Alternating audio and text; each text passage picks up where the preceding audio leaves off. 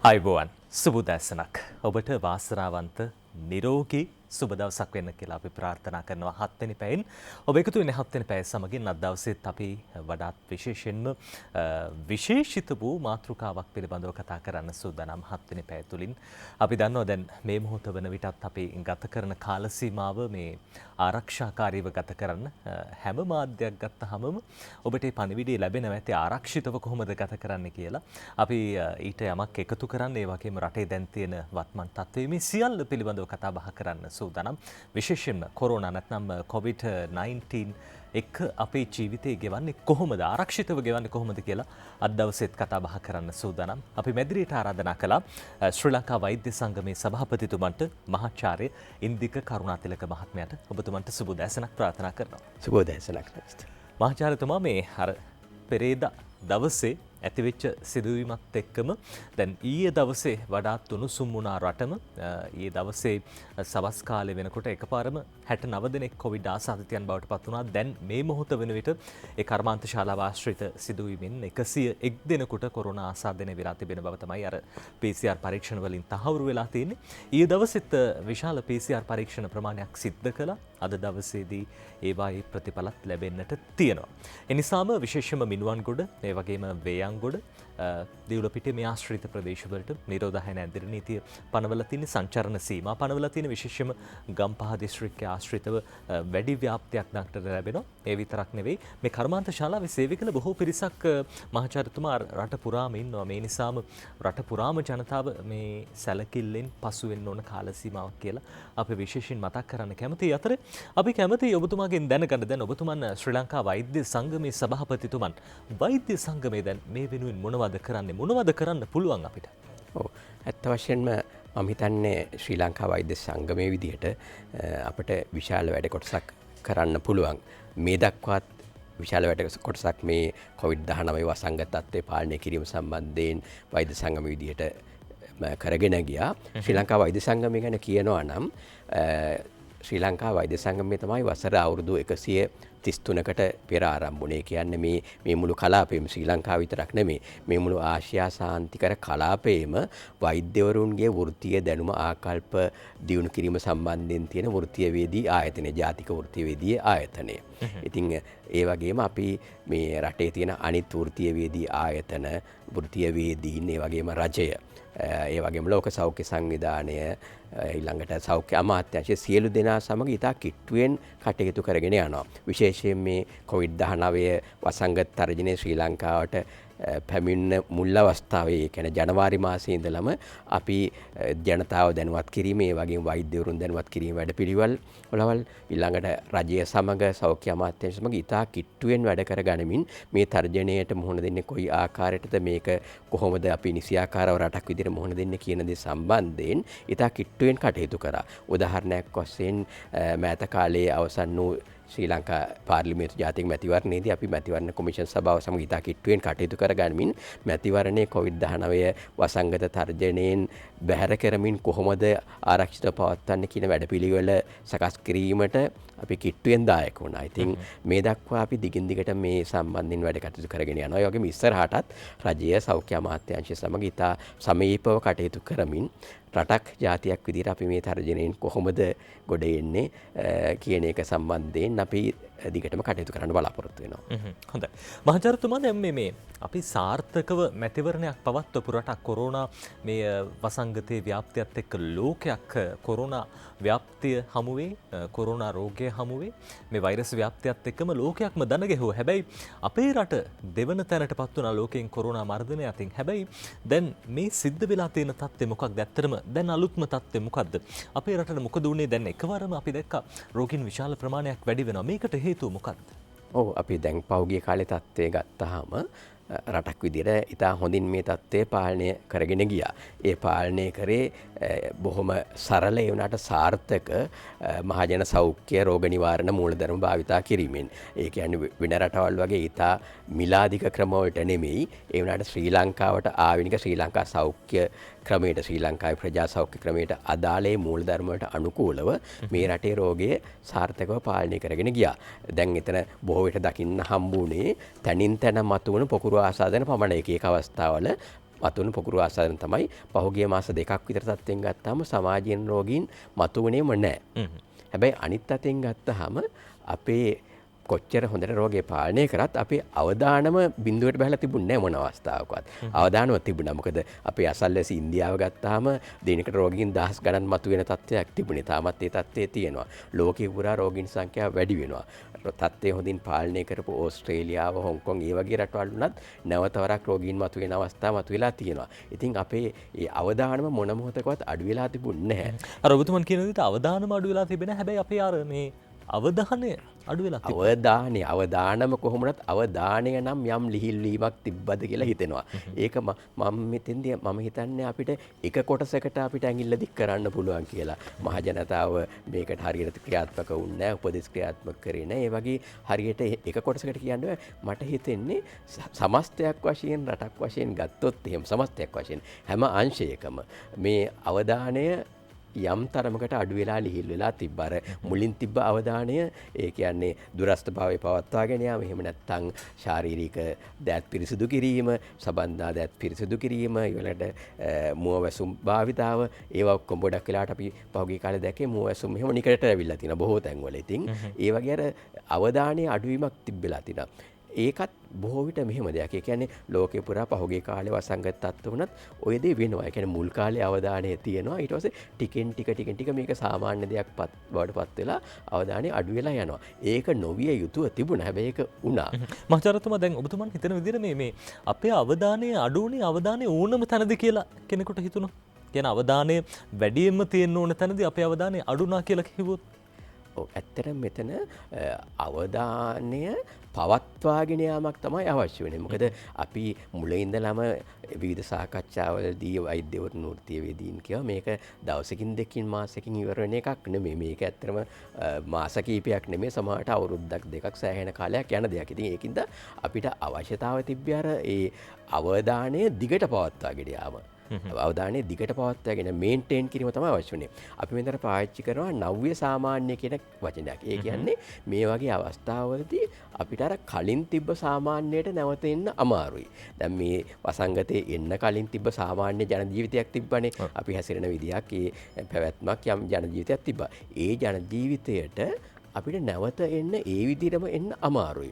ඒකට තමයි අපි ලෝකේ පුරා නව්‍ය සාමාන්‍ය නිව් නෝමල් කියලා කියනවා. ඒ නව සාමාන්‍ය තත්වයේදී අපේ පැවතුම් යම් වෙනස් වීමක් වෙන්න ඕනේ.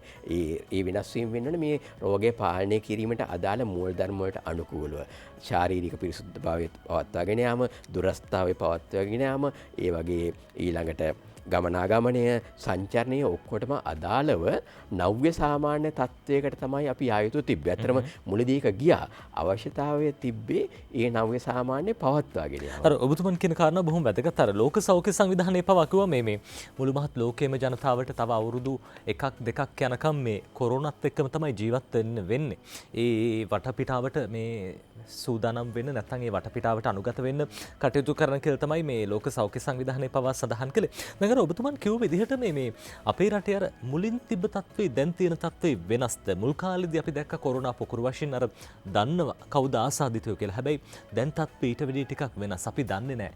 සමාජයේ කොයි තැන්වල මේ කොරෝනා ආසාදිතයන් ඉන්නවද කියලා. මේ අහඹු පරීක්ෂණයක ප්‍රතිඵලයක් විදිහට තමයි මේ මෙවර කොරෝනා ආසාදිතයේ කාන්තාව සොයාගැනීමෙන් අනතුරු ඇගේ දියණිය ඊට පස්සේ සමස්ත කර්මාන්ත ශාලාවක සේවකයන් විශාල පිරිසක් 101ක් දැන් ඒ පිරිස මේ PCR පරීක්ෂණ කිරීමේ වැදගත්කම ගැනත් අපි ටිකක් කතා කරමු.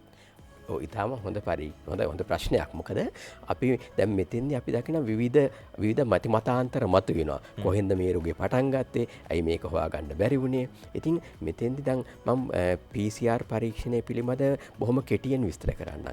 මේ PCR පරීක්ෂණය කියන්නේ බොහොම සංකීර්ණ පරීක්ෂණයක්. දැන් අපි මේ කොවිඩ් කොරෝනා වෛරසය කියන එක අපි ඒකට කියනවාම SARS-2 කියන එකේ කොරෝනා වෛරසය කියන එක ඇත්තට මේක අඳුනගන්න පරීක්ෂණයක් තමයි PCR පරීක්ෂණය. ඊළඟට පහුගිය කාලේ බොහෝ විට කියවුණා මේ වෛරසය ගැන මේක RNA වෛරසයක්. RNA කියන ඒ ජානමය කොටස් අඩංගු වෛරසයක්. ඉතින් මේ PCR පරීක්ෂණයේදී කරන්නේ මේ වෛරසයේ තියෙන RNA කියන ජාන කොටස ඉතා සංකීර්ණ ක්‍රමවේදයක් මගින් හඳුනා ගන්නවා. මෙහිදී අර දැන් කෙනෙකුට මේ වෛරසය ශරීරයට ඇතුල් වුණාට පස්සේ බොහෝ විට මේ ආසාදනය අපි දන්නා ආකාරයට සිදු වෙන්නේ බොහෝ විට ආසාදිත බිඳිති හෝ එහෙම නැත්නම් ඒ බිඳිති ස්පර්ශ වුණ තැන් වලින් ඊට පස්සේ ශරීරයට ඇතුල් වෙලානේ බොහෝ වෙලාවට ඇතුල් වෙන ශ්වසන මාර්ගය හරහා ඇතුල් වුණාට පස්සේ ශරීරයේ ශ්වසන මාර්ගය කියන ඇතුල් වෙලා ඊට පස්සේ ඒ ආසාදනයේ ශරීරය තුර ක්‍රියාත්මක වෙනවා. ඊට පස්සේ ඒ වෛරස කොටස් අර ශරීර ශ්‍රාවවල අඩංගු වෙනවා. ඒකෙන් ගන්න සාම්පලයක්, ඒ කියන්නේ උගුරෙන් හරි නාසයෙන් ඒ වගේ ගන්නේ සාම්පලයක් අරන් පරීක්ෂා කරලානේ මේක අඳුනගන්නේ. එතකොට මේක අඳුනගන්න නම් ඒ ශරීරය තුළ වෛරසය තියෙන්න ඕනේ. එතකොට ඒ වෛරසය තිබ්බට තියෙන්න විතරක් නෙවෙයි වෛරස් ප්‍රමාණය අර අඳුනගන්න පුළුවන් මට්ටමට. ඇත්තට මේ RT-PCR පරීක්ෂණය කියන එක හරිය සුළු ජාන කොටස් ප්‍රමාණයක් පවා අඳුනගන්න පුළුවන්. මොකද ඉතා සුළු ප්‍රමාණයක් ඇහැට නොපෙනෙන ප්‍රමාණයක් ඉලෙක්ට්‍රෝන මයික්‍රොස්කෝපයකින් පමණක් අඳුනගන්න පුළුවන් තරම් සුළු වෛරස් ප්‍රමාණයක් තිබ්බත් ඒ ජාන කොටස් අඳුනගන්න පුළුවන් මේ පරීක්ෂාවට. දැන් මහජනතුමා මේ කෙනෙක්ට ප්‍රශ්නයක් විදිහට නැගෙන පුළුවන් දෙයක් තමයි දැන් අර PCR පරීක්ෂණයක් කළාම ප්‍රතිඵල ලැබෙන්න පැය 48ක් අඩුම තරමේ දවසක් හරි යනවා. මෙච්චර වෙලා යන්නේ ඇයි? මේක සංකීර්ණ මෙච්චර ඉතා සංකීර්ණ ක්‍රියාපිළිවෙලක්. අර මම කලින් කිව්වා වගේ සාම්පලය ලබා ගැනීම. ඒ කියන්නේ බොහෝ විට කරන්නේ උගුරෙන් හෝ නාසයෙන් සාම්පලයක් ලබා ගැනීමනේ. ඒ සාම්පලය ලබාගෙන ඊට පස්සේ මේක පරීක්ෂණාගාරයකට ගෙනියන්න ඕනේ. විශේෂ ආරක්ෂිත ක්‍රමයක් මගින් තමයි ගෙනියන්න ඕනේ. නිකම්ම ගෙනියන්න බෑ. එහෙම වුණොත් එහෙම අර ඒ ජාන කොටස් නැති වෙලා යනවා. ඊට පස්සේ මෙතන අර ඒ ජාන කොටස් පිටපත් කිරීමේ ක්‍රියාවලියක් සිදු වෙනවා. ඒ කියන්නේ එක ජාන කොටසක් ඊට ජාන කොටස් මිලියන ගාණක් බවට පිටපත් කිරීමේ ක්‍රියාවලියක් සිදු වෙනවා. අපි උසස් පෙළ විද්‍යාව ආධාරණයකට දන්නවා DNA පිටපත් කිරීම කරන්නේ කොහොමද කියලා. ඊට අනුරූප ක්‍රියාවලියක් මගින් මේක පිටපත් කිරීම සිදු වෙනවා. ඒ පිටපත් කිරීම සිදු වෙන්නේ වාර ගණනාවක්. එහෙම නැත්නම් චක්‍ර ගණනාවක් ඔස්සේ. ওই චක්‍රයක් සම්පූර්ණ වෙන්න විනාඩි 20ක් විතර වගේ යනවා. ඉතින් මේ වගේ චක්‍ර ගණනාවක් වුණාට පස්සේ තමයි උතන අපි කියන්නේ ඇම්ප්ලිෆිකේෂන් එකක්. ඒ කියන්නේ අපි හිතමු දැන් 2 4 8 16 වගේ වැඩි වෙයි ගිහලා අන්තිමට අඳුනගන්න පුළුවන් මට්ටමට මේ ජාන කොටස් ප්‍රමාණය වැඩි වෙනවා. එතකොට ඒකත් එක්ක ටැග් කරනවා නැත්නම් සම්බන්ධ කරනවා ප්‍රතිදීපන වන අංශු කොටසක්. එතකොට ප්‍රතිදීපන වන අංශු කොටස අර ඒ යන්ත්‍රයට අඳුනගන්න පුළුවන් මට්ටමට වැඩි වුණාට පස්සේ තමයි මේක පොසිටිව් කියන්නේ. ඉතින් මේක ටිකක් සංකීර්ණ ක්‍රියාවලියක්. ඒකයි අර උදේ ටෙස්ට් ගත්තට දැන් රෑ ලෙඩ් වැඩි වෙනව නෙමෙයි. උදේ ගන්න සාම්පල් වල ප්‍රතිඵල එනකොට රෑ වෙනවා.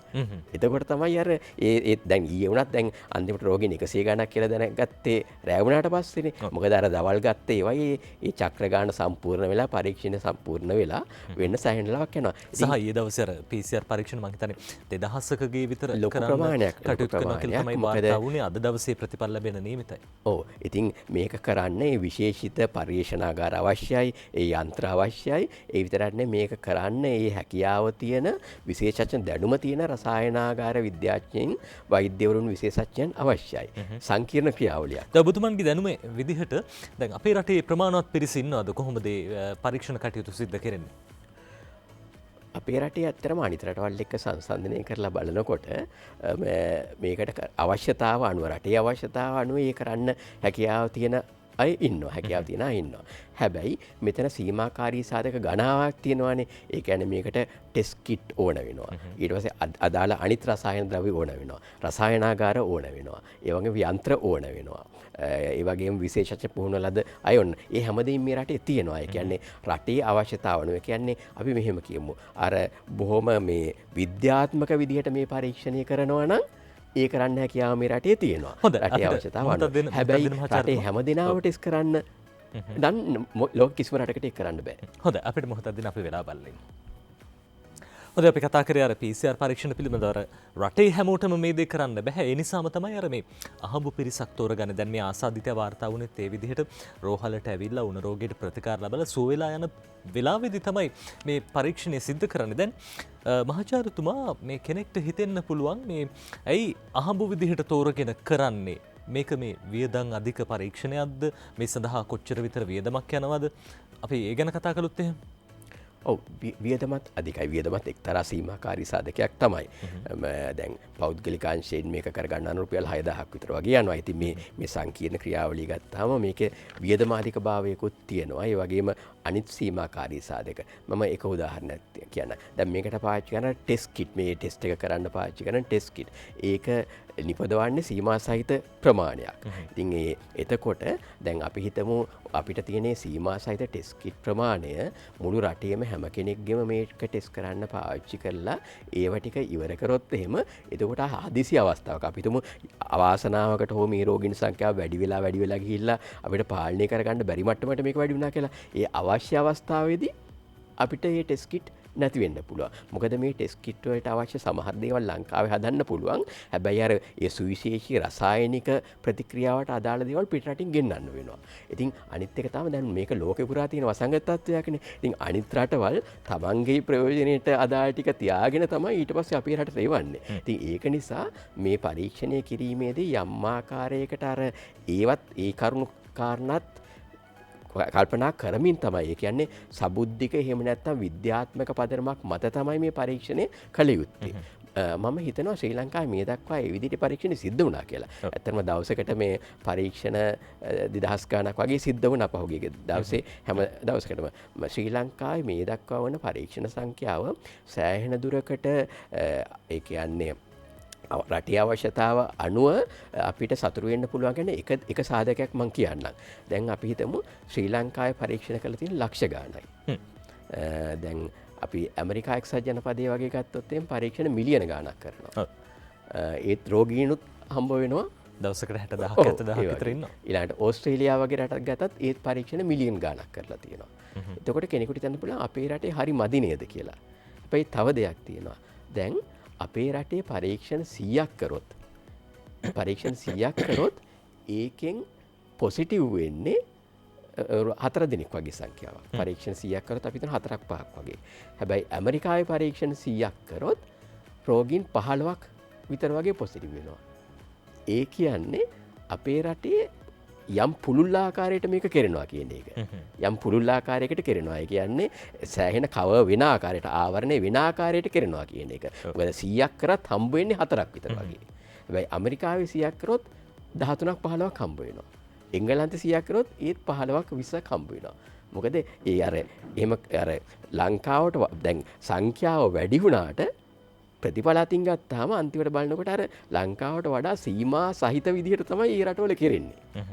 ලංකාවටත් වඩා ඉලක්කගත ආකාරයට තමයි මේ රටවල කෙරෙන්නේ. හොඳයි. දැන් ඔය අතරදී අපි දැක්ක පහුගිය දැන් මේ ගත වෙච්ච මාස දෙක පුරාවටම සමාජයෙන් රෝගියෙක් හම්බුනේ නැහැ. විශේෂයෙන්ම දැන් පහුගිය කාල සීමාව ගත්තොත් මහාචාර්යතුමා අර මේ PCR පරීක්ෂණ දිගටම කළානේ. අහඹු විදිහට පරීක්ෂණ සිදු කරනවා අපි දැක්ක. අපි ප්‍රවෘත්ති වාර්තාවල දැක්ක මේ විවිධ තැන්වල මහල් නිවාස ආශ්‍රිතව ඒ වගේම විවිධ ජනාවාස ආශ්‍රිතව මේ PCR පරීක්ෂණ සිදු කළා. හැබැයි රෝගීන් හම්බුනේ නැහැ. දැන් මේ මාස දෙකකට පස්සේයි මේ වගේ එකපාරටම මතුවුනේ. එක සැරටම කොහොමද මෙච්චර ලොකු සංඛ්‍යාවක් මතුනේ? මම හිතන්නේ මේක බලාපොරොත්තු විය යුතුව තිබ්බ තත්ත්වයක්. මොකද අපි අවදානම මම කලින් කිව්වා වගේ අවදානම අඩු වෙලා තිබුණේ නැහැ. අවදානම තිබ්බා සහ අපේ අවධානය සමස්තයක් වශයෙන් යම් තරමකට අඩු වෙලා තිබ්බා. ඉතින් මේ උදාහරණයක් වශයෙන් අපි ගත්තොත් එහෙම දැන් ජාත්‍යන්තර ප්‍රදර්ශනය දැන් වසංගත වේදීන් පවා කිව්වා මේ අවස්ථාවේදී මේක තියන්න එපා කියලා. ඒ වුණාට අන්තිමට ඒක ක්‍රියාත්මක වුණා. ඒ වගේ අර යම් ආකාරයකට අවධානයේ ලිහිල්ලීමක් සිදු වුණා. ඉතින් ඒක නිසා මේ විද්‍යාත්මකව මෙහිම මාස දෙකක් වෛරසයකට හැංගිලා ඉන්න පුළුවන්ද? කියන්නේ දැන් සමාජයෙන් මතුනේ නෑ. අපි දැක්කේ අර නිරෝධායන මධ්‍යස්ථානවල තමයි මේ වැඩිපුරම මේ වෛරසය ව්‍යාප්ත වෙලා තියෙනවා. හැබැයි මෙහිම සමාජයේ අර හැංගිලා ඉන්න පුළුවන් රෝග ලක්ෂණ මතුන්නේ නැහැ නේ මේ මාස දෙකේදී කාලේ. ඒක තමයි. එතෙන්දී අපිට කියන්න ඇත්තටම එතෙන්දී අපිට මෙතන අනුමාන කරන්න පුළුවන් සමාජයේ රෝගීන් බොහෝ සංඛ්‍යාවක් ඉන්න විදිහක් නැහැ. මොකද බොහෝ සංඛ්‍යාවක් හිටියානම් එහෙම ඒ රෝගීන් යම් කොටසක් හරි රෝහල් වල මතුවෙන්න ඕනේ. ඉතින් ඒකින්ද සමාජයේ බොහෝ සංඛ්‍යාවක් හිටියා වෙන්න අමාරුයි. හැබැයි ඒකෙන් අපිට කියන්න බෑ හිටියම නෑ කියලා. මොකද අවධානය අඩු අවධානම කියන එක අඩුුනේ නැහැ. සහ යම් හේතු තිබ්බනේ මේක සමාජයට ඒ කියන්නේ මේක නිරාවරණය වෙන්න එළියට එන්න ඉඩ තිබ්බා. ඒ කියන්නේ පිටරටින් අපි ලාංකිකයන් ගෙන්ව එක අවශ්‍ය කාරණයක් කරන්න වුණා. ඒ වගේම ඉන්දියාවට සමීපස්ථභාවය තියෙනවා. ඉතින් විවිධ කරුණු වෙන්න පුළුවන්. අපි දන්නේ මොකද්ද කියන එක. යම් ආකාරයකින් ඒ කියන්නේ නීති විරෝධී සංක්‍රමණයන් නිසා මේක වුණාද කියන එක අපි දන්නේ නැහැ. එහෙම නැත්නම් ගුවන් තොටුපොළ හරහා මේක වුණාද කියන එක අපි දන්නේ නැහැ. යම් ආකාරයකට ඇවිල්ලා තියෙනවා. අපි තාම දන්නේ නැහැ කොහොමද කියන එක. මේ වැරද්දර මේ කාන්තාව සහ ඒ පවුල පිටපටවන එකත් වැරදි. එතන ඇත්තටම ගොඩාක් මතයක් යනවා මේ වෙලේ ඒ කාන්තාව සහ ඒ දරුවා මේකට වගකිය යුතුයි. මෙයාගෙන් තමයි මේක ආපහු පටන් ගත්තේ කියන එක. මම පොඩ්ඩක් විස්තර කරන්න මේක කොහොමද උනේ කියලා. දැන් ලංකාවේ තව ක්‍රියාපිළිවෙලක් තියෙනවා. උණ රෝගීන් රෝහලකට ආවා මේ රෝගීන් සුව වෙලා යනකොට ඔවුන්න පරීක්ෂාවට ලක් කිරීම. ඒකට කියනවා ILI ස්ක්‍රීනින් කියලා. ඉන්ෆ්ලුවෙන්සා ලයික් සින්ඩ්‍රෝම් ස්ක්‍රීනින් කියලා ILI. Influenza like incident. ඉතින් මොකද ඒකට හේතුව තමයි දැන් අපි ගත්තොත් එහෙම කෙනෙකුට කියන්න පුළුවන් ඇයි හැම උණ රෝගියාම කොවිඩ් පරීක්ෂාව කරන්න බැරි මේ ඇයි මෙයාව මෙච්චර පරක් වෙලා වුණේ මෙයාව හොස්පිටල් එකට එනකොට අඳුර ගන්න බැරි වුණාද මේකට හේතුව තමයි දවසකට ලංකාවේ බාහිර රෝගියාංශයට උන් රෝගීන් ලක්ෂ ගණක් එනවා ඒ වගේම රෝහල් වලට ඇතුළු වෙනවා තව දහස් ගණක් වාට්ටුවට ඉතින් ඒ සියලු දෙනාට මේ පරීක්ෂාව කරන්නේ කොවිඩ් පරීක්ෂාව කරන්න අර කලින් කිව්වා වගේ ඉලක්කගත ආකාරයට ඒ කියන්නේ මෙන්න මේ කාරණා තියෙනවා නම් ඔවුන්ට කොවිඩ් පරීක්ෂාව කරනවා. හැබැයි උණ රෝගීන් සියලු දෙනාගේම කොවිඩ් නොකරට ඔවුන් රෝහලින් පිට වෙලා යනකොට ක්‍රමවේදයක් තියෙනවා. ඒ අය අතුරින් අහඹලස් තෝරාගත්ත අයට මේ පරීක්ෂාව කරන. ඉතින් ඒ කරද්දි තමයි මේක අහුනේ. ඉතින් ඒක නිසා අපිට කියන්න වෙනවා මොනවනත් ඒ ගත්ත ක්‍රමය හොඳයි. දැන් ඒ ක්‍රමේ තිබුණ නැත්නම් මේක අහුවෙන්නේ නැහනේ. ඉතින් ඒ ක්‍රමය නොතිබුණා නම් දැන් මේ වෙනකොට 101ක් නිදැල්ලේ. නිදැල්ලේ 100කට වඩා වැඩි කරක් නිදැල්ලේ. අපි දැන්ටත් දන්නේ නැහැ තාමත් නිදැල්ලේ කී දෙනෙක්ද කියන එක. එතන මොනවනත් අහුණා. අහුණාට පස්සේ ඇත්තටම දැන් ලංකාවේ එක විශේෂ දෙයක් තමයි ශ්‍රී ලංකාව ඉක්මනට මේ සඳහා අවශ්‍ය ක්‍රියාමාර්ග ගන්නවා ශනිකව ගන්නවා. දැන් ඒක දැනගත්ත ගාම මේ සංචරණ සීමාව පැනෙවයි වගේ ඒ දේවල් සිද්ධ වෙනවා. ඒක තමයි වැදගත්. ඉතින් දැන් මේ රෝගියාද පළවෙනි රෝගියා. එහෙම නොවෙන්න තියෙන ඉඩක් තියෙනවා. මොකද දැන් මේක දැනගත්ත ගමන් ඒ අදාළ කර්මාන්ත ශාලාවේ පරීක්ෂණ මේ අදාළ අයව සමීපස්ත යන්න මේ ගැටුණු අයව හොයලා බලලා ඉක්මනට හොයලා බලලා ඊට පස්සේ පරීක්ෂණ පටන් ගත්තා. පරීක්ෂණ කරාම එතනදී මුලදී 69ක් දැන් 100 ගණක් ආවා. දැන් මම කලින් කියවා වගේ අර කොවිඩ් රෝගය ඇඟට ඇතුල් වුණාට පස්සේ ආසාදෙන ඇතුල් වුණාට පස්සේ මේක PCR පරීක්ෂාවෙන් අඳුරගන්න මට්ටමට යම් කාලයක් ගත වෙනවා. එතකොට දැන් මේ රෝගියාගේ අඳුරගන්නකොටත් ඒ අඳුර ගැනීම අර ඒ පොසිටිව් වීම බොහොම ඉහළ මට්ටමක තිබිලා තියෙනවා. ඒ කියන්නේ ප්‍රතිදීපණය බොහොම ඉහළ මට්ටමකට තිබිලා තියෙන්නේ. ඒ රෝගයට හයිලි පොසිටිව් කියලා අපි කියනවා. එතකොට මෙයාට මේක හැදිලා යම් ටික කාලයක් වෙනවා. ඒ විතරක් නෙවෙයි දැන් අනිත් අයටත් මේක හැදිලානේ තියෙන්නේ. ඒකට බොහෝ විට අපිට අනුමාන කරන්නේ මේ සියලු දෙනාට එක හා සමාන කිට්ටු කාල පරාසයක්. ඒ කියන්නේ සති දෙකක වගේ කාල පරාසයක් තුළ තමයි මේ සියලු දෙනාටම හැදිලා තියෙන්නේ. ඉතින් මෙතනින් කාටද මුලින් හැදුනේ කියන එක දැන් අර රෝගය තමයි මුලින් අඳුනගත්තේ. හැබැයි ඒකෙන් අපිට කියන්න බෑ එයාට තමයි මුලින් හැදුනේ කියන එක. ඒ වෙන්නත් පුළුවන් අර රෝගීන් අතර වෙන කෙනෙක් වෙන්නත් පුළුවන්. සමහර විට එයින් පිට කෙනෙක් වෙන්නත් පුළුවන්. කර්මාන්ත ශාලාවක් කොහොම අපි දන්නවා මේ බොහෝ පිරිසක් එකට ගැවසෙන තැනක්. ඒ අතරදී ඇතැම් මාධ්‍ය වාර්තා පළ වෙලා තිබ්බා මේ අර get togethers නැත්තම් මේ පිරිසක් ඒකරාශී වුණු උත්සවයක් වැනි දෙයක් සංවිධානය කරලා තිබ්බයි කියලා. කොහොමුණත් ඇත්ත නැත්ත කොයි දේ වුණත් දැන් මේ මොහොත වෙනකොට 101 දෙනෙක්ට වෛරසය ආසාදනය වෙලා තිනවා. අද දවසේ මේ තත්ත්වය වැඩිවීමක් පෙන්눔 කරයිද නැත්නම් මේ තත්ත්වය තියේද කියලා අපි දන්නේ නැහැ. කොහොමුණත් අර වෛරසය දැන් ඇහැට පේන්නේ නැහැනේ. ඒ හින්දා මහාචාර්යතුමා අපි කොහොමද පරිස්සම් වෙන්න ඕනේ? නොදන්න දෙයකින් අපි කොහොමද පරිස්සම් වෙන්න ඕනේ? අපි පහුගිය කාලෙත් මේක ගැන මතක් කළා. හැබැයි දැන් ඔය මාස්ක් එක දාන එක, මීටරේ පරතරේ තියාගන්න එක, බස් එකේ අර ගෑවි නොගෑවි යන මට්ටමට මේ ඇවිල්ලා තියෙනවා දැන් සමහරලාට. බස් වල ගත්තොත් එහෙම මේ එක ළඟ තමයි හැමදෙනෙක්ම ගමන් කරන්නේ. කොහොමද දැන් අපි පරිස්සම් වෙන්න ඕනේ මේ තත්ත්වෙන්? මම හිතන්නේ ඕකට සරල උත්තරේ තමයි අපි අර කලින් කතා කරගත්ත නව්‍ය සාමාන්‍ය කියන එකට අපි නව සාමාන්‍ය කියන එකට යන්න ඕනේ කියන එක. සරල දේවල් වලට යා යුත්තේ. මෙතෙන්දී දැන් කෙනෙක් අහන්න පුළුවන් අපි නැවත රට වසා දැමීමක් කරන්න ඕනද කියන එක. ඒ දවසත් අපි දැක්ක සමාජ මාධ්‍යවල එහෙම සෑහෙන්න අසත්‍ය ප්‍රවෘත්ති පළ වෙලා තියෙනවා. මුළු රටම නැවතත් ලොක්ඩවුන් කරනවා, ඇඳිරි නීතිය පනවනවා, මේ ආදී වූ දේවල්. හැබැයි ඒ දේවල් අසත්‍යයි. ඒ දේවල් අසත්‍යයි. ඉතින් දැන් ඒ ප්‍රදේශයට අදාළ යම් සංචරණ සීමාවල් පැනෙව තමයි මම හිතන්නේ ඒක කළ යුතු තිබ්බ දෙයක් මේ තත්ත්වේ මොකද තත්ත්වය මොකද්ද කියන එකත් තාම කවුරුත් හරියට දන්නේ නැහැනේ. ඇත්ත තත්ත්වය තාම දන්නේ නැහැ. කියන්නේ අපි දන්නවා දැන් මෙන්න මෙච්චර ගාණක් ඇතුලේ පැතිරලා තියෙනවා. මේ කට්ටිය මේ තැන් වලට ගියා. හැබැයි අපි ගත්තාම දැන් මේ සේවක කොටස් රටේ විවිධ පළාත්වල සේවය කරන්නේ. ඒ වගේම විවිධ ප්‍රදේශවල පදිංචි වෙලා ඉන්නේ.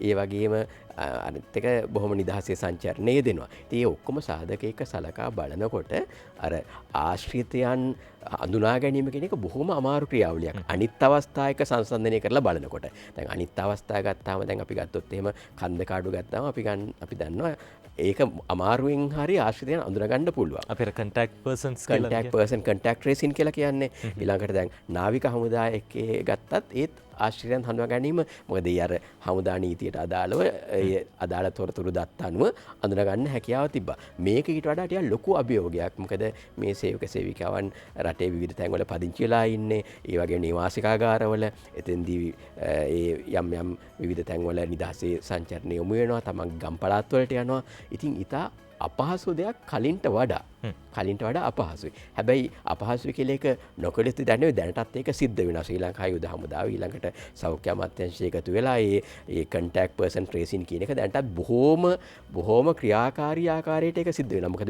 මේක සිද්ධ වෙන පළවෙනි අවස්ථාවනේ මේ කලින් කන්ද කාඩුවල ඊට පස්සේ රාජාංගණයේ සිද්ධ වුණ හැම අවස්ථාවකම සාර්ථකව කරා. ඒක නිසා මගේ විශ්වාසයක් තියෙනවා මේ අවස්ථාවෙත් මේ සාර්ථක ක්‍රියාදාමයේ ආකාරයෙන්ම සිද්ධ වෙයි කියලා. මොකද ශ්‍රී ලංකාවට මේ හැකියාව තියෙනවා. ඒ ප්‍රාථමික සෞඛ්‍ය ක්‍රියාත්මක කිරීමේ හැකියාව තියෙනවා. හැබැයි කලින්ට වඩා අභියෝගයක්. මම කලින් කිව්වා වගේ. ඒක නිසා ආසාදිතයන් හඳුනා ගැනීම එහෙම නැත්නම් ස්පර්ශකයන් සමීප ආශ්‍රිතයන් හඳුනා ගැනීම මත පමණක් මෙහිදී අපට යපෙන්න බෑ. ඒ මත පමණක් අපිට ඩිපෙන්ඩ් වෙන්න බෑ මේ අවස්ථාවේ. තව ක්‍රියාමාර්ග ගණනාවක් අවශ්‍යයි. දැන් බොහෝ විට ඊළඟට පරීක්ෂා කිරීම ඕන වෙනවා. මේ පරීක්ෂා කිරීම නැතුව කරන්න බෑ. පරීක්ෂා කරන සංඛ්‍යාව වැඩි කරන්න වෙනවා. දැන්ටත් ඒක වෙලා කරමින් පවතිනවා. ඒක කෙරෙන්නේ කොහොමද කියන එක මම හිතන්නේ විද්‍යාත්මක කරුණු මත තමයි තීරණය කරන්නේ. හොඳයි අපිට මොහොතක් දෙන්න අපි ගැනත් කතා කරමු. ඊට කලින් විරාමයක් ලබා ගන්න ඕනේ. අර ඔබතුමන් කියපු කාරණා බොහොම වැදගත්. අර දැන් ආශ්‍රිතයන් සොයාගෙන යනකොට ඊ දවසෙත් අපේ ප්‍රවෘත්ති අංශයට විවිධ පැතිවලින් තොරතුරු ලැබුණා. දැන් අර කර්මාන්ත ශාලාවේ සේවය කරපු බොහෝ පිරිස්වල පවුල්වල සමාජිකයන්ගේ පවා PCR පරීක්ෂණ සිද්ධ කළා. උන්වත් පරීක්ෂා කිරීමේ කටයුතු සිද්ධ කරනවා. ඉතින් මේ හැම දෙයක්ම බොහොම පිළිවෙලකට විනිවිද සිද්ධ වෙන දේවල්. ආරක්ෂක අංශ, සෞඛ්‍ය අංශ හැම දෙනෙක්ගේම දායකත්වය යටතේ අපි සූදානම් විරාමයක් ගන්න. විරාමයෙන් පස්සෙත් කතා කරමු මේ ගැන.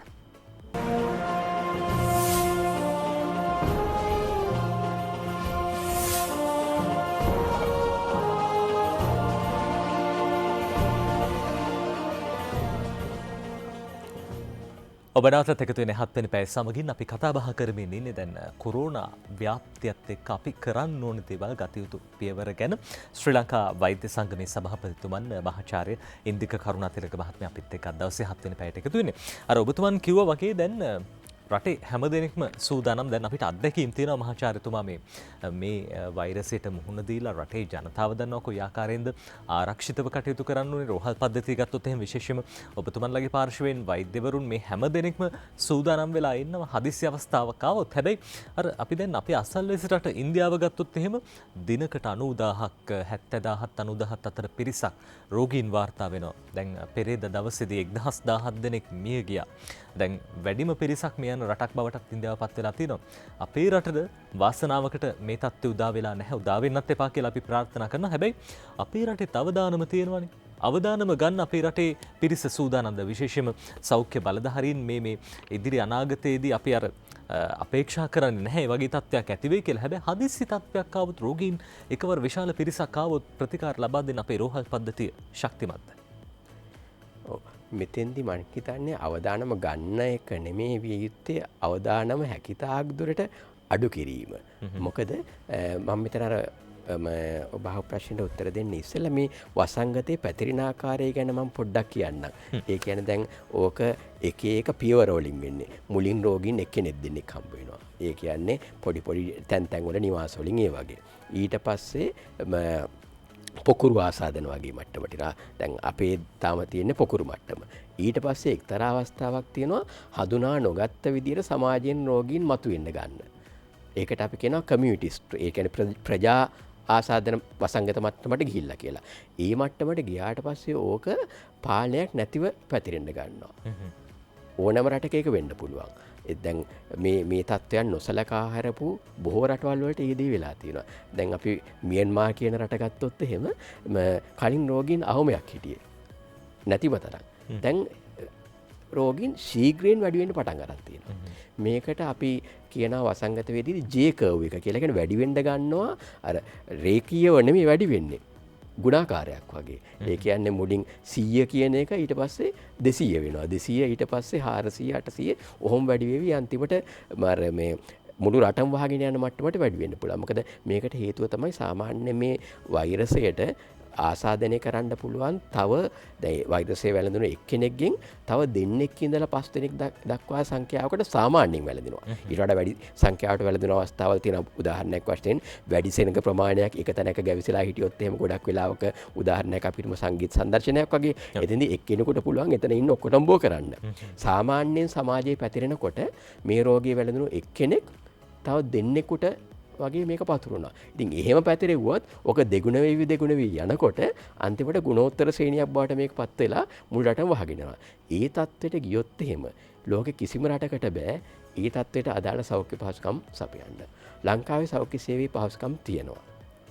ලංකාවේ සාමාන්‍ය තත්ත්වයකට අදාළව සෞඛ්‍ය පහසුකම් ලබා දෙන්න ඒ වගේ මේ වෛද්‍යවරුන්ට සෞඛ්‍ය වෘත්තකයන්ට ඒ අදාළ පහසුකම් දක්ෂතා තියෙන. අපි දැක්කනේ පහුගිය කාලේ ඇත්තටම ශ්‍රී ලංකාව ලෝකේ මරණ අඩුවෙම වාර්තා වුණ රටක්. ඒ කියන්නේ ආසාදිතයන් සංඛ්‍යාව ඉතා වැඩි වශයෙන් වැඩි වුණත් ඉතා වැඩි වශයෙන් වැඩි වුණත් මරණ සංඛ්‍යාව හරි අඩුයි. ප්‍රතිශතාත්මකව ගත්තම ප්‍රතිශතාත්මකව ලෝකේ අඩුම රටක් ප්‍රතිශතාත්මකව ගත්තොත් තියෙන්නේ. ඉතින් ශ්‍රී ලංකාවට ඒ සේවය සැපයීමේ හැකියාව තියෙනවා. හැබැයි ඕනෑම සෞඛ්‍ය සේවයකට අදාළ ධාරිතාවක් තියෙනවා. ඒ ධාරිතාව පැන්නොත් එහෙම ඊට පස්සේ කිසිම ආකාරයකට පාලනයක් කරන්න බෑ. පාලනය කියන එක සම්පූර්ණයෙන්ම නැති වෙලා යනවා. අර උතන්දී පුද්ගල විනය කියන දේ ලොකු සාධකයක් නේද මහාචාර්යතුමා? කියන්නේ හැමෝම ස්වයං විනයක් ඇති කරගත්තොත් අපිට මේ දේ පාලනය කරන්න පුළුවන්. අර ස්වයං විනය නැති හින්දා අපි දැක්ක රටවල් වලට වෙන දේ විශේෂයෙන්ම ඔය ලතින් ඇමරිකානු කලාපයේ රටවල් ඇමරිකාව ඉන්දියාව මේ හැමෝටම ඔබතුමන් කියු විදිහට මියන්මාරයටත් උනේ ඒ දේ.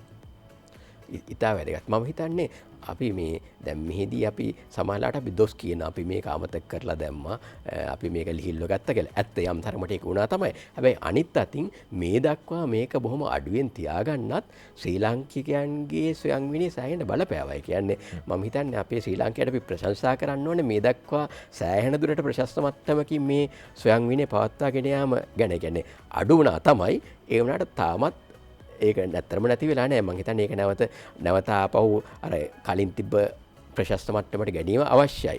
ස්වයං විනය ඉතාමත් වැදගත්. හැබැයි අපි දැක්කම මේ දැන් පහුගිය දවස්වල විශේෂයෙන්ම මේ ගත වෙච්ච දැන් ඊයේ දවස් පෙරේදා දිනේදී අර ස්වයං විනය කියන දේ අපි සෑහෙන අපේක්ෂා කරනවා. හැබැයි මේ සුපර් මාකට් වල නැත්නම් සුපිරි වෙළඳසල්වල ඒ වගේම මේ අර තෙල් ගහන ෂෙඩ් වල පෝලින් තියනවා නම් දැක්කා. දැන් මේ වගේ ඉන්න එකත් ටිකක් අවදානම් සහගත වැඩක්. අනිවාර්යයෙන්ම අවදානම් සහගත. මොකද මේ වෛරසය පැතිරෙන්නේ එක ප්‍රධාන සාධක තත්ත්වයක්. ඒ කියන්නේ ජනතා වැඩි වශයෙන් ගැවසෙන වාතාශ්‍රය අවම ඒ වගේ අර සංවෘත අවකාශය තුළ තමයි මේක පැතිරෙන්න තියෙන ඉඩ වැඩි. ඒ වගේ අවකාශය අවම කිරීම මං හිතන්නේ අපි අත්‍යවශ්‍ය දෙයක්. මෙතන ඇත්තටම එහෙම අර කලබල වීමෙන් හම්බ වෙන්නේ හොඳ ප්‍රතිඵලයක් නෙමෙයි කිසිසේත්ම. ඒ වගේ මොකද මේක කලබල වුණා කියලා වැඩක් නැහැ. අපි කලින් කියවා වගේ මේක දවසෙන් දෙකකින් ඉවර වෙන දෙයක් නෙමෙයිනේ. දැන් ආයේ තත්ත්වය පොඩ්ඩක් නරක වෙලා තියෙනවා. ඒක දවසෙන් දෙකකින් අඩු වෙන තත්ත්වයක් නෙමෙයි. මේක තව සෑහෙන කාලයක් ගත වෙයි. ඒ විතරක් නෙමෙයි. තව අවුරුද්දක්වත් මේ තත්ත්වයෙන් අපි ඉන්න පුරුදු වෙන්න ඕනේ. ඒ විතරක් නෙමෙයි. මේවා දැන් අපි අත හේදීම පොලිමක ඉන්න එක. දුරස්ථතාවයේ තියාගෙන අනිත් අයගේ පෞද්ගලිකත්වයට ගරු කරමින් පොලිමක ඉන්න එක. එහෙම නැත්නම් මේකක් මෝවැස්මක් පාවිච්චි කරන එක. අත පිරිසුදු කර ගැනීම. එහෙම නැත්නම් සෞඛ්‍ය සම්පන්න ආහාර ගැනීම. ওই වගේ දේවල් මං හිතන්නේ නරක දේවල් නෙමෙයි. ඒවා මං හිතන්නේ මේ කොරෝනා තිබ්බත් නැතත් අපි මේ කළ යුතු හොඳ සෞඛ්‍ය පුරුදු ජාතියක් වශයෙන්. සමාජාචාර්යතුමාට මේ අපි අත්දැකීමෙන් දැකපු දෙයක් තමයි දැන් ඔය අත්පිරිසුදු කරන එක මුවාවරණ පළඳන එක මේ හින්දා අර සාමාන්‍යයෙන් මේ ඊට කලින් නම් හෙම්බිරිස්සාවක් උණක් කැස්සක් නිරන්තරයෙන් මේනවා. දැන් මේ පහුගිය ගත වෙච්ච කාලේ බොහෝ දෙනෙක් කියන කාරණාවක් තමයි මේ ක්‍රම අනුගමනය කරන්න ගත්තට පස්සේ එකක් අර බයටත් දන්නෙත් නෑ. දැන් ලේසියකටවත් හෙම්බිරිස්සාවක් හැදෙන්නේ නෑ, කැස්සක් හැදෙන්නේ. හරියටම හරි. ඒකෙන්ම තේරෙනවා මේවා කොච්චර හොඳ දේවල්ද කියන එක. දැන් ඉස්සර රෝහල් ගත්තාම රෝහල් පිරලා ඉතිරලා යනවා. ඒ වුණාට දැන් ලොක්ඩවුන් කාලේ රෝහල් වල රෝගීන් ආයෙම නෑ, බයටත් එක්ක වෙන්න පුළුවන් අනිත් ප්‍රශ්නත් එක්ක. දැන් වුණත් අර කලින් තිබ්බා වගේ රෝහල් එහෙම නැත්නම් පෞද්ගලික වෛද්‍ය මධ්‍යස්ථාන ගත්තාම අර කලින් වගේ උණ රෝගීන් පිරලා ඉතිරලා යන්නේ නෑ. ඒක මම දන්න වෛද්‍යවරුන් බොහෝ දෙනෙක් ඒක දැකලා ඔවුන් ඒක අත්දැකීමෙන් මේක කියන්නේ දැන් සමාජයේත් ඔය පිළිගැනීම තියෙන සමාජ විතරන්නේ මේක ඇත්තටම තියෙනවා. උණ රෝගීන් අඩුයි, ඊළඟට පාචන රෝගීන් සංඛ්‍යාව අඩුයි. මේ බොහොම සරල දේවල්. ඇත්තටම ශ්‍රී ලංකාව මේ දක්වා වුණත් ඔය සෞඛ්‍යාංශයෙන් බොහොම ඉහළ මට්ටමේ ජයග්‍රහණ අත්කරගත්තේ සංකීර්ණ දේවල් වලින් නෙමෙයි, බොහොම සරල දේවල් වලින්. ඒ කියන්නේ පෝෂණය, ශාරීරික ව්‍යායාම තත්ත්වය පවත්වාගෙන යාම, පිරිසුදුභාවය, ඔන්න ඔය වගේ දේවල් වලින්. ඉතින් මෙතනත් ඒ දේ ඔය සරල දේ දැන් ඕකෙන් අපිට පේන පැහැදිලි දෙයක් තමයි මේ සරල දේ සාර්ථකව වැඩ කරනවා කියන්නේ. මං හිතන්නේ මේ තත්ත්වයටත් දී හැකි ප්‍රධාන උත්තරයක් තමයි ඒ සරල ක්‍රියාමාර්ග වලට අපි නැවත යොමු වීම අත්‍යවශ්‍යයි කියන එක. ඒක ප්‍රධාන උත්තරයක්. දැන් මේ තත්ත්වය අපි දන්නේ නැහැ කොතනද මේක තියෙන්නේ කියන එක. සමාජය දැන් තියෙන්න පුළුවන් මේක. ඉතින් මෙතෙන්දී ඒ සරල ක්‍රියාමාර්ග දැන්ටත් ඒක සාර්ථක බව ඔප්පුනේ සරල ක්‍රියාමාර්ග වලට නැවත යොමු වීම අත්‍යවශ්‍ය වෙනවා. ඔය අතරේ මහාචාර්යතුමා දැන් මේ ලෝකයක් විදිහට දැන් කොරෝනා වෛරසයට එන්නතක් හොයාගන්න උත්සාහ කරනවා. අපි දකිනවා විවිධ රටවලින් ඇමරිකාවෙන් එන්නත් 10ක් 15ක් හොයාගෙනත් හදා බලනවා. ඒ අතරේ චීනයේ ඊට නොදෙවෙනි තරගයක් දෙනවා. ඔය අතරේ ඉන්දියාව කියනවා වුන් එන්නතක් නිෂ්පාදනය කළා. රුසියාවේ පුටින් ජනාධිපතිවරයා කියනවා පාවිච්චි කරපු හදපු එන්නත දියණියට පාවිච්චි කළා අත්හදා බැලුවා කියලා එතුමන්ගේ දියණියට පුටින් මහත්මයාගේ. ඉතින් මේ විදිහට ලෝකයක්ම එන්නතක් හොයාගන්න මහන්සි වෙනවා. ඇයි මේ මෙච්චර ප්‍රමාද? දැන් සෑහෙන කාලයක් ගිහින් තියෙනවා කොරෝනා. දැන් ගිය අවුරුද්දේ දෙසැම්බර් මාසයේ වෙනකොට තමයි චීනෙන් අපිට අහන්න ලැබුණේ වැඩි ව්‍යාප්තියක් තියෙනවා. අපේ රටට ආවේ දැන් මාර්තු මාසයේ වසංගතයක් විදිහට. මෙච්චර කල් යන්න හේතුවක් තියෙනවද? අනිවාර්යෙන්ම තියෙනවා. මොකද එන්නතක් නිෂ්පාදනය කිරීම අර මම කලින් මේ පරීක්ෂණ ගැන කිව්වාගේ ඒ වගේම සරල ක්‍රියාවලියක් නෙමෙයි. මේක එන්නත් නිෂ්පාදනය කිරීම වසර ගණනාවක් ගත වෙන ක්‍රියාවලියක්. අනිවාර්යයෙන්ම වසර ගණනාවක් ගත වෙන ක්‍රියාවලියක්. මොකද එන්නතකදී කරන්නේ අර අදාළ ඒ වෛරසයට ඒ අදාළ ඒ ජාන කොටස් වලට එරෙහිව ක්‍රියා කළ හැකි එන්නතක් නිපදවීමනේ. ඉතින් දැන් ඔතනදී එකක් තමයි මේ වගේ එන්නත් නිපදවීම පියවර ගණනාවකින් සිද්ධ වෙන්නේ. ඒ අදාළ රසායන ද්‍රව්‍ය අදාළ දේ හොයාගෙන ඊට පස්සේ මුලින්ම මේක මිනිසුන්ට දීලා බලන්නේ. මුලින්ම මේක සෛල මත කොහොමද ක්‍රියා කරන්නේ කියලා බලනවා. ඊට පස්සේ බලනවා කොහොමද මේක සත්තු මත ක්‍රියා කරන්නේ කියලා.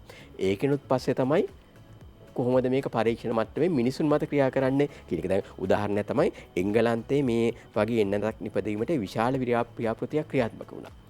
ඒ කියන්නේ ලෝකයේ පිළිගත් විශ්වවිද්‍යාල ඔක්කොම එකතු වෙලා ඔක්ස්ෆර්ඩ් ඒ වගේ විශ්වවිද්‍යාල එකතු වෙලා එංගලන්තයේ මේ වගේ ඒ වගේම විශාල ඖෂධ සමාගම් සමග එකතු වෙලා එන්නත් නිපදවීමේ ලොකු ක්‍රියාවලියක්. මොකද හැමෝම මහන්සි වෙනවා කොහොම හරි එන්නතක් නිපදවන්න. ඒක ඉතා වියදම් අධික සංකීර්ණ ක්‍රියාවලියක්. හැබැයි ඒගොල්ලෝ කරගෙන යන අතර ඒගොල්ලෝ අර පරීක්ෂණ කරනකොට යම් අවස්ථාවක ඒගොල්ලෝ නැවැත්තුවා ඒක.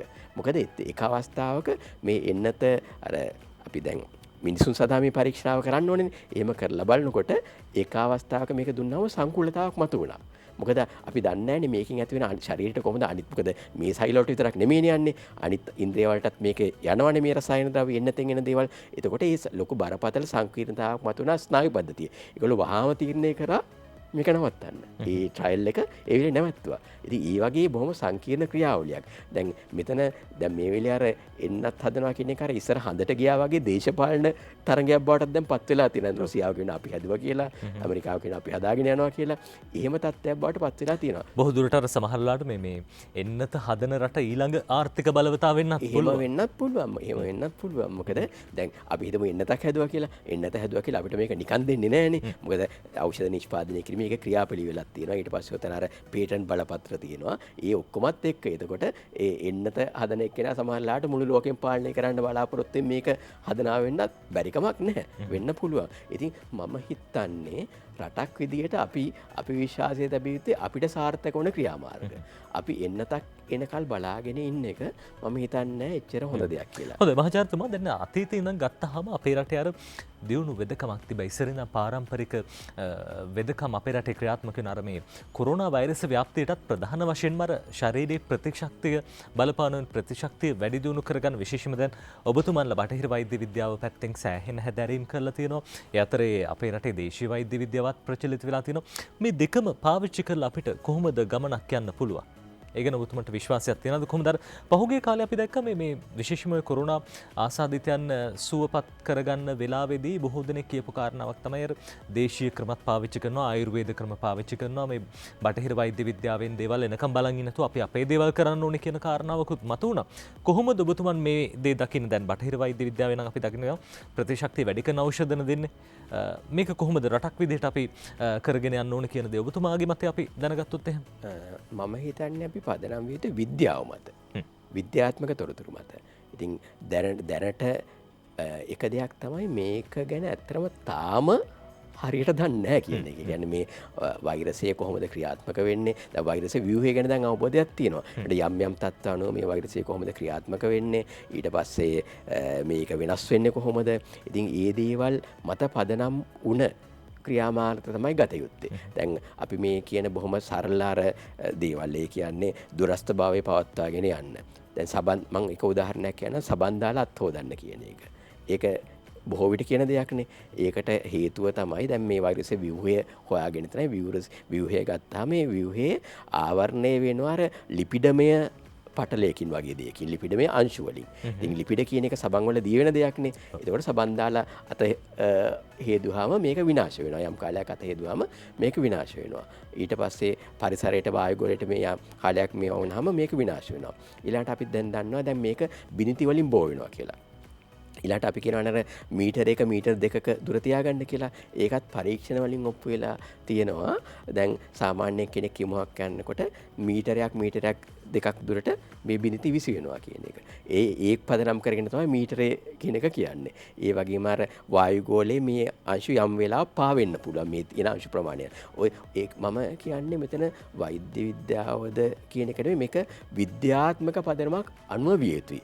විද්‍යාත්මක පදනමක් නැතුව අපි අනුමාන මත තීරණ ගන්න ගියොත් එහෙම අපිට බොහෝ විට එතකොට අපිට එන්නේ අර අනවශ්‍ය කොන්ෆිඩන්ස් එකක් හම්බ වෙනවා. ඒ නිසා අපි සමහරවිට අපි අර සරල කරුණු මග අරින්න පුළුවන්. සමහරවිට අර නිකන් අඳුරේ අතපත ගෑම අඳුරේ අතපත ගන්න ඊට තියෙන අපි හරි කියලා හිතාගෙන. මොකද කොහොමඩත් ඉතින් මේක වැඩි දිනකට ඉබේම හොඳ වෙනවනේ. ඒතකොට කියන්න පුළුවන් මේක දුන්නා හින්දා හොඳ වුණා කියලා. හැබැයි විද්‍යාත්මක සාධක නැතුව ඒ වගේ දේවල් පදනම් කරගෙන අපි තීරණ ගත යුතු නෑ මම හිතන්නේ.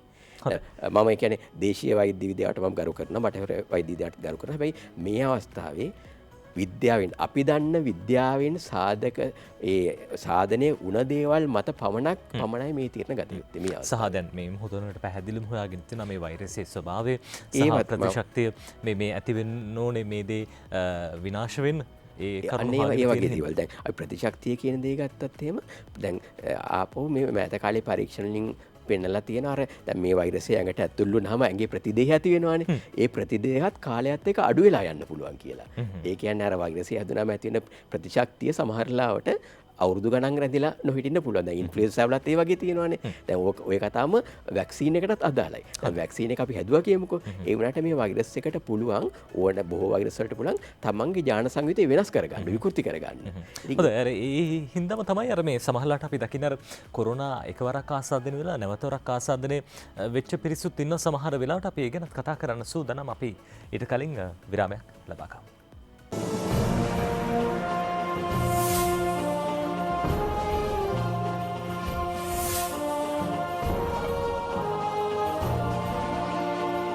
ඔබ නැවතත් එකතු වෙන්නේ 7 වෙනි පැය සමගින් ශ්‍රී ලංකා වෛද්‍ය සංගමේ සභාපතිතුමන් මහාචාර්ය ඉන්දික කරුණාතිලක මහත්මයාත් එක්ක අපි කතා කරමින් ඉන්නේ කොරෝනා ව්‍යාප්තිය සම්බන්ධයෙන් අපි කොයි ආකාරයෙන්ද කටයුතු කරන්න ඕනේ කියන කාරණා පිළිබඳව. දැන් අපි අර විරාමයට යන කලින් මහාචාර්යතුමා කියපු කාරණා විශේෂයෙන්ම දැන් අර එකපාරක් කොරෝනා හැදුණු කෙනෙක්ට තව පාරක් හැදෙන්න පුළුවන්ද? අපිට සමාජයේ අර අහඹු සිදුවීම් වාර්තා වෙනවා. හැබැයි මේ දේ හැමෝටම වෙන්න පුළුවන්ද? සහ අර කෙනෙක්ට කොරෝනා හැදුනහම නැත්නම් අර නිරෝධායනයට ලක් කරාම සමාජයේ මතයක් තියෙනවා මේ ඒ ගෙදරට යන්නේ වත් නෑ. සමහරලාට අසල්වැසියෝ වෙන්න පුළුවන්. ගෙදරට යන්නත් බයයි. මේ තත්ත්වය අපි ඉදිරියට තියාගන්න ඕනද? මේක හරි දෙයක්ද මෙහෙම කරන එක? ප්‍රවේශම් වීම දැන් ඒකත් ප්‍රවේශම් වීම අත්‍යවශ්‍ය දෙයක්. මොකද අපි මේ වෛරසයේ හැසිරෙන ආකාරය ගත්තාම වෛරසය ඇතුල් වුණාට පස්සේ ඒක සෑහෙන කාලයක් වෙනකල් ශරීරයෙන් පිටකිරීම සිද්ධ වෙනවා. ඒ පිටකිරීමත් එක්ක බෝවීම සිද්ධ වෙනවා. ඒක නිසා තමයි දැන් අපි අර එක්තරා අවස්ථාවකදී මේ වෛරසය පරීක්ෂාවෙන් නෙගටිව් වෙනවානේ. ඒ කියන්නේ සාමාන්‍යයෙන් හැදිලා සති කිපයක් ගියාට පස්සේ වෛරසය අඳුනා ගන්න බැරි මට්ටමට අර පරීක්ෂණ අඳුනා ගන්න බැරි මට්ටමට මේක නෙගටිව් වෙනවා. ඒ පරීක්ෂණය කරාට පස්සේ අඳුරගන්න බැරි වෙනවා. ඒකට ඉතින් තමයි අපි කියන්නේ PCR එක නෙගටිව් වුණා කියලා. හැබැයි නෙගටිව් වුණා කියලා අපි කියන්නේ අපිට කියන්න බෑ වෛරස් අංශු පොඩ්ඩක්වත් ශරීරේ නැහැ කියලා. බිඳුවට බහැලා කියලා. ඒකෙන් අපිට කියන්න පුළුවන් අර අඳුරගන්න පුළුවන් මට්ටමට වඩා අඩු වුණා කියන එක. ඉතින් ඒක නෙගටිව් පරීක්ෂණය PCR පරීක්ෂණය 3 සැරයක් නෙගටිව් වුණාට පස්සේ ඒ ආසාදිත පුද්ගලයාව රෝහලෙන් එළියට යවනවා. හැබැයි එහෙම වුණත් තාමත් යම් අවදානමක් තියෙනවා ඒ පුද්ගලයාගේ ශරීරයෙන් වෛරසය පිටවීමට. දැනට හොයාගත්ත විද්‍යාත්මක සාධක මත කියන්නේ සාමාන්‍ය තව සති 2ක් විතර කාලයක් යනකල් ඒ අවදානම තියෙනවා කියලා. පස්සේ පරීක්ෂණ වලින් ඔප්පු වෙන්න පුළුවන් සමහරට ඊටත් වඩා වැඩි කාලයක් මේක තියෙනවා කියන එක. ඉතින් දැනට ඔප්පු වෙලා තියෙන විදිහට. ඒ පදනම් කරගෙන තමයි කියන්නේ මෙතන අර රෝහලෙන් ඉවත් වුණාට පස්සෙත් තව සති 2ක් නිවසට වෙලා නිරෝධානය වෙන්න පුළුවන්. මොකද PCR එක නෙගටිව් වුණාට තාමත් ශරීරය තුළ අර වෛරස් කොටස් පිටවීම ශරීර ස්රාවයන්ට වෛරස් කොටස් පිටවීම තාම සිද්ධ වෙන්න පුළුවන්. ඒ කාලෙදී අර මොනියම් හේතුවකට හරි ප්‍රතිශක්තිය අඩු වුණොත් නැවතත් වෛරසය ව්‍යාප්ත වෙන්න වැඩි වෙන්න ඉඩකඩ තියෙනවද? එහෙම කොහොමද? එහෙම තත්ත්වයක් තියෙනවද? එහෙම මේ දක්වා සාධක වලින් ඔප්පු වෙලා නැහැ. එහෙම පුළුවන්ද කියන එක. එහෙම මම දන්න තරමින් එහෙම ඔප්පු වෙලා නැහැ. ලෝකීය රටවල් කීපයක චීනය වගේ රට මම හිතන්නේ මේ කොරියාවේ ඒ වගේ උදාහරණ කීපයක් ඇවිල්ලා තියෙනවා. ලංකාවෙත් සමහරලාවට එහෙම සැකමතු වුණ අවස්ථා කීපයක් තියෙනවා. හැබැයි විද්‍යාත්මකව එහෙම ඔප්පු වෙලා නැහැ. අර නෙගටිව් වෙලා ගිය කෙනාට ආය ආසාදනය වැඩි වෙලා එනවා කියලා එහෙම ඔප්පු වෙලා නැහැ විද්‍යාත්මකව. හොඳයි. ඒ අතර අර මම අහපු දෙවෙනි ප්‍රශ්නේ මේ සමාජයක් විදිහට ගත්තාම අපි කොහොමද මේ පිරිස් ආශ්‍රය කරන්න ඕනේ සහ දැන් අර කිව්ව කාරණාව නිරෝධායනයට ලක් කරපු ඇතැම් නිවාස වලටත් යන්න බයයි ගොඩක් අය. අර සමහරට අපහාස කරන කොරෝනා ලෙඩා ඉන්න ගෙදර ඒ වගේ විවිධ දේවල් කියමින් අපහාස කරනවා අපි දැකලා තියෙනවා. මේ දේවල් වෙන්න පුළුවන්. අපි කොහොමද මේ තත්ත්වෙ මගහරව ගන්නේ?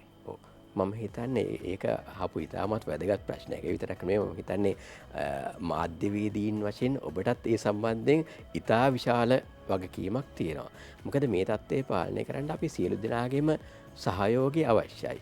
මේක ආසාදනයක් මිසක් අපහාසයක් ලැජ්ජාව යුතු කාරණයක් නෙමෙයි. දැන් අපි සමහරලාවට මාධ්‍යවල එහෙම නැත්නම් සමාජ මාධ්‍යවල දැකලා තියෙනවා කොරෝනා රෝගියා කියලා. නැත්නම් මේ කොරෝනා රෝගියා නිසා මේ රටටම මේක පැතිරුණා කියලා. ඒ වගේ අර මොකද මේක රෝගයක් නේ. කිසිම කෙනෙක් තමන් කැමැත්තෙන් රෝගයක් හදාගන්නේ නැහැනේ. ඉතින් යම් කරුණු මත සමහර කට්ටිය කරුණු වසන් කිරීම මේ වගේ දේවල් කරන්න ඉඩ තියෙනවා. ඒ වගේ දේවල් වැරදි. මම හිතන්නේ ඒ තත්ත්වය ඇති වෙලා තියෙන්නේ අර මේ වගේ අර මේක බොහොම ලැජ්ජාවට පත් යුතු කරුණක් බවට ඉස්මතු කිරීමෙන් තමයි මේ තත්ත්වය ඇති වෙලා තියෙන්නේ. ඒක නොකළ යුතු දෙයක්. මම දැන් මේ අවස්ථාවේ පවා ඒක දකින්න අර මෙන්න මේ පළවෙනි රෝගය තමයි මේකට වග කියන්න ඕනේ. එහෙම නැත්නම් මේ රෝගිය ඒපත් වුණාගේ වෘත්තීය සම්බන්ධ කරගෙන අපහාස කරන අවස්ථා තියෙනවා. ඒක නොකළ යුතුයි. මොකද මේ කොටස මේ ආසාදනයට ලක් වුණ කොටස අතරම රටේ ආර්ථිකයට විශාල සේවයක් ඉටු කරපු කොටසක්. පැහැදිලිව. අර ශිෂ්ට සමාජයක් විදිහට අපි හැමදේම දන්නවා මේ වෛරසය කොහොමද ව්‍යාප්ත වෙන්නේ හේතුව හැමදේම අපි දැනගෙනත් සමහරලාට එහෙම කරන ඒක වැරද්දක් කියන දේ තමයි මහාචාර්යතුමා සඳහන් කළේ. ඒ අතරදී රටක් විදිහට අපි දැන් අවසාන වශයෙන් කිව්වොත් අපි මොනවද කරන්න ඕනේ මහාචාර්යතුමා? ඔව්. මෙහිදී අපි පාර්ශවයන් 3ක් ගැන සලකා බලන්න ඕනේ. අපි මේ සම්බන්ධයෙන් පොඩ්ඩක් අපි අර සංකල්පමය වශයෙන් රූප සටහනකින් මම හිතන්නේ මේක පැහැදිලි කරොත් වඩා හොඳ අපිට බලමින් කතා කරන්න පුළුවන්. අපි කතා ගන්න පුළුවන් නම් අපි මෙහිදී මේ රූප සටහන ඉංග්‍රීසි භාෂාවෙන් තමයි දක්වලා තියෙන්නේ. අපිට පාර්ශ්වයන් 3ක් මෙහිදී වැදගත් වෙනවා. ඒ පාර්ශ්වයන් 3 තමයි මහජනතාව, ඊළඟට රජය, ඊළඟට සෞඛ්‍ය අංශය. ඔය තුනම එකට වැඩ කටයුතු කළ යුතුයි. මෙතන මේ දාලා තියෙනවා 3L 3C 3T කියලා අපි ඉංග්‍රීසි භාෂාවෙන් කිව්වොත් ඒක මේක සංකල්පය අපි පැහැදිලි කරගන්න බලමු.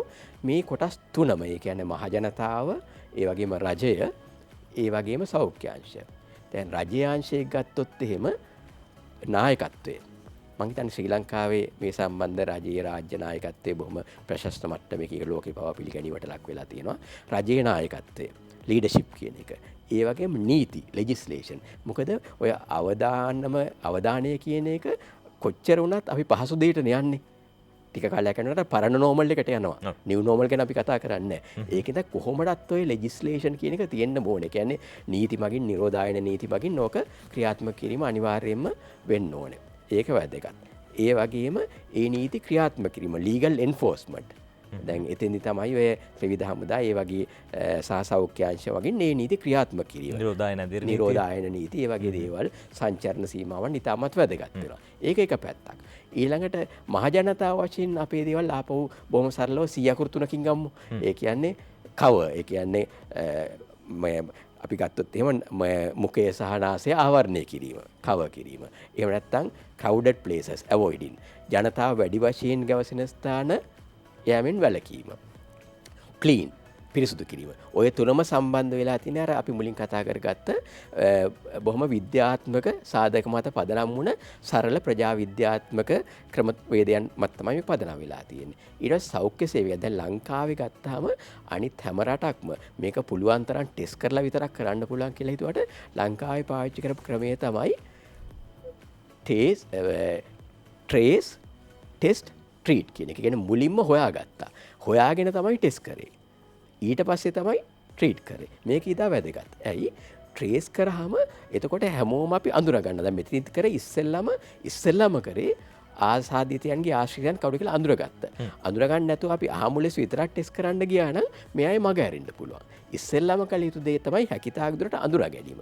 දෙවෙනියට තමයි ටෙස්ට් කිරීම කළ යුත්තේ. ඊළඟ ලංකාව කරපු තව දෙයක් තමයි මේකට පොසිටිව් වුණ. මේක අඳුරගත්ත හැම කෙනෙක්ම රෝහල් වලට ගෙනිච්ච එක. ඒකෙන් උනේ අයව සමාජයෙන් වෙන් කරපු එක. දැන් මහා බ්‍රිතාන්‍යවත් ඒක වෙන්නේ නැහැ. මහා බ්‍රිතාන්‍ය අමාරු අය කෙනෙක් විතරයි රෝහලට ගන්න. මොකද ඒගොල්ලන්ගේ රෝහල් පද්ධතියට මේක දරා ගන්න බෑ. ඒක නැත්නම් හැම කෙනෙක්ම ගන්න බෑ. හැබැයි ලංකාවේ මේක හොඳට පාලනය කරපු නිසා ලංකාවට පුළුවන්කම තියෙනවා හැම රෝගියෙක්ම හැම ආසාදිත රෝගීන් නෙමෙයි ඒගොල්ලෝ අතන ආසාදිත හැම ආසාදිතෙක්ම රෝහලට ගන්න. ඔය අතර මේ කිසිම ගාස්තුවක් අය කරන්නේ නැතුව තමයි මේ සිද්ධ වෙන්නේ. කිසිම ගාස්තුවක් අය කරන්නේ නැතුව. ඉතින් දැන් ඒ අරගත්තාම ඒගොල්ලන්ව සමාජයෙන් වෙන් වුණාම සමාජයට මේක අර ලීක් වෙන්න පැතිරෙන්න තියෙන ඉඩ ගොඩක් අඩු වෙනවා. වෙන කිසිම රටක් ඒ විදිහට කරේ නැහැ. ඉතින් ඒක ඊටමත් වැදගත්. ඊට පස්සේ ඔය අංශ තුන අනිවාර්යයෙන්ම කෝඩිනේෂන් කොලැබොරේෂන් එකිනෙකා සමග සහයෝගයෙන් මනා සම්බන්ධීකරණයකින් වැඩ කටයුතු කිරීම අවශ්‍යයි. ඒකයි අපි ඔතන කිව්වර 3L 3T 3C ඒ තුනම සම්බන්ධ වෙන අපව 100%කින්. ඉතින් ඒ වගේ ක්‍රියාමාර්ගයක් තමයි අපි ගත යුත්තේ. රටක් විදිහට ජනතාවක් ජාතියක් විදිහට සෞඛ්‍ය අංශ විදිහට අපි ඔක්කොම එකතු වෙලා වැඩ කරන්න ඕනේ. මේක එක එක්කෙනාට වැරදි කියන්න ඕන අවස්ථාවක් නෙමෙයි. ආපහු අපි නැවත හරි මාර්ගයට පැමිණිය යුතු අවස්ථාවක්. හොඳයි. ඒ තමයි එතුමන්ගේ අදහස්. රටක් විදිහට, ජාතියක් විදිහට අපි හැම දෙනෙක්ම එකට එකතු වෙලා මේ COVID-19 නැත්නම් කොරෝනා වෛරසය පාලනය කරන්න, මර්ධනය කරන්න, සහ මුලින් නැති කරන්න කටයුතු කරන්න ඕන කියන කාරණාව එතුමන් සඳහන් කළා. අපි සාකච්ඡාව අවසන් කරන්න සූදානම්. අද දවසේ 7 වෙනි පැයට අපිත් එක්ක එකතු වුණේ ශ්‍රී ලංකා වෛද්‍ය සංගමේ සභාපතිතුමන් මහාචාර්ය ඉන්දික කරුණාතිලක මහත්මයා. ඔබතුමන්ට බෙහෙන්ම ස්තුතියි අපිත් එක්ක එකතු වුණාට. අපි හෝරාවක් පුරාවට බොහෝ දේ කතා කළා. කොරෝනා නැත්නම් COVID-19 වෛරසයෙන් ආරක්ෂා වෙන්න ඔබ අපි හැම දෙනෙක්ම කටයුතු කරන්න ඕන කියන දේ අපේ හිතේ දරාගෙන අපි වැඩසටහන අවසන් කරන්න සූදානම්. යලිත් හෙට උදේ 7ට මුණ ගැහෙමු 7 වෙනි පැය සමගින්. සුබ දවසක්.